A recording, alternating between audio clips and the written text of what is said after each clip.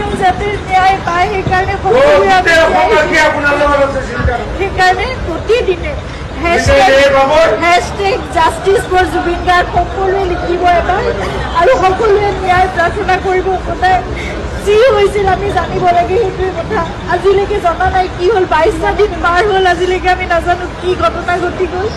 কিন্তু আপোনালোকে সকলোৱে লিখিব, আপোনালোকৰ ছ'চিয়েল মিডিয়া আছে, এখন যুদ্ধৰ আমাৰ সকলোৱে এখন হাতত প্লেটফৰ্ম আছে, সকলোৱে সেই প্ৰাৰ্থনা কৰাৰ লগতে আপোনালোকে জাষ্টিছ বিচাৰিব লাগিব। ন্যায়ৰ কাৰণে আমি খুব ধৈৰ্যৰে আমি অপেক্ষা কৰি আছোঁ, কিন্তু সেই ন্যায় আমি পাব লাগিব। সেইকাৰণে সেই যুঁজখনত আমি সদায় ব্ৰতী হৈ থাকিব লাগিব। আপোনালোকক প্ৰাৰ্থনা জনাইছোঁ, হেশটেগ জাষ্টিছ ফৰ জুবিন গাৰ্গ সদায় লিখিব, আপোনালোকে সদায় লিখিব, সদায় দাবী কৰিব, সদায় অনুৰোধ কৰিব, সদায় প্ৰাৰ্থনা কৰিব। কিন্তু আমি কোনো অশান্তি বিচৰা নাই, শান্তিপূৰ্ণভাৱে যাতে ন্যায় ব্যৱস্থা আমাক সেইখিনি ন্যায় দিয়ে, সেয়াই প্ৰাৰ্থনা কৰিছোঁ।